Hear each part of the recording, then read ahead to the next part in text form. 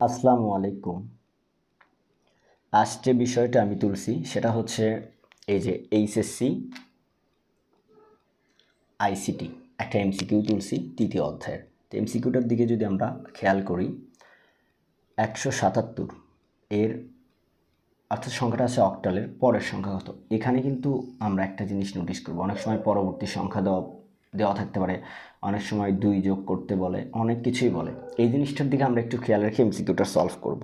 যেরকমই থাক অনেক ইজি হবে ব্যাপারটা। অক্টাল সংখ্যা কত? তো আমরা এখানে যে জিনিসটা ভুল করি, আমাদের এমসিকিউ যদি এরকম থাকে, আমাদের ট্রাপ ফেলানোর জন্য দেখা যাচ্ছে যে এরকম থাকবে। আবার খেয়াল করা যাচ্ছে যে এটা একটা অপশন দেওয়া থাকবে, এটা একটা অপশন দেওয়া থাকবে, এরকম অক্টালে, তারপর ডেসিমালে, তারপর আবার এরকম অক্টাল দেওয়া থাকবে।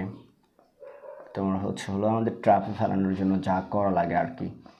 তো 201 এরকম দেওয়া থাকবে। তো রাইট অ্যান্সারটা আমরা কিভাবে বের করব সেটা যদি আমরা খেয়াল করি, তো আমরা প্রসেসিংটা একটু দেখি কিভাবে করতে হয় এরকম সমস্যা পড়লে। এই সংখ্যাটা আমরা ডেসিমালে রূপান্তর করবো, অর্থাৎ 177কে আমরা লিখে ডেসিমালে রূপান্তর করব। তো আমরা ডেসিমালে কিন্তু রূপান্তর অনেক ইজি, আমরা ক্যালকুলেটারে এটা বের করতে পারবো। আমরা ক্যালকুলেটারে যদি বের করি, এই সংখ্যাটা আছে কত? 127। এটা কিন্তু একটা স্বাভাবিক সংখ্যা। তো আমরা যদি খেয়াল করি, ডেসিমাল একটা স্বাভাবিক সংখ্যা, 1 0 1 2 3 4 5, এটা স্বাভাবিকভাবে চলতেই থাকে।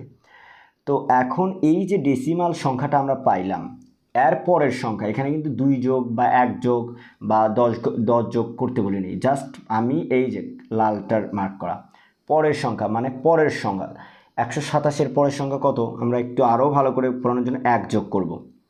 1 যোগ করে দিলে সংখ্যাটা আছে কত? 28। এটা কিন্তু ডেসিমাল, এটা একটা স্বাভাবিক সংখ্যা।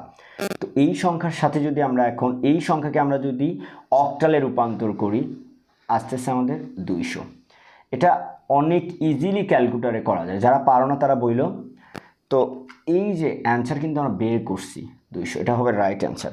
তো এখানে মজার ব্যাপারটা হচ্ছে অনেক সময় হেক্সাতেও বলতে পারে, যেটাই বলুক পরের সংখ্যা 2 যোগ বা 1 যোগ, সেই যেটাই থাকুক, যেভাবেই থাকুক, আমরা এই স্বাভাবিক মানে এটা জানি, এই সংখ্যাটার সাথে জাস্ট আমরা এই সংখ্যাটাকে আমরা প্রসেসিং ডেসিমাল করব, ডেসিমালের সাথে 1 যোগ করব পরের সংখ্যা হইলে, আবার এই ডেসিমাল সংখ্যাটাকে আমরা অক্টালে রূপান্তর করব। এটা যেটা আছে এটা থেকে আমরা অক্টালে রূপান্তর করব। মূল ফর্মুলা হচ্ছে এইটা। এখন যদি 2 যোগ করতে বলে, তাহলে এই যে সংখ্যাটা বের করলাম আমি, খেয়াল করো, এই যে সংখ্যাটা বের করলাম, যদি 2 যোগ করতে বলে এই সংখ্যার সাথে 2 যোগ করে এই সংখ্যা ডেসিমাল থেকে কিসে করবা? অক্টালে।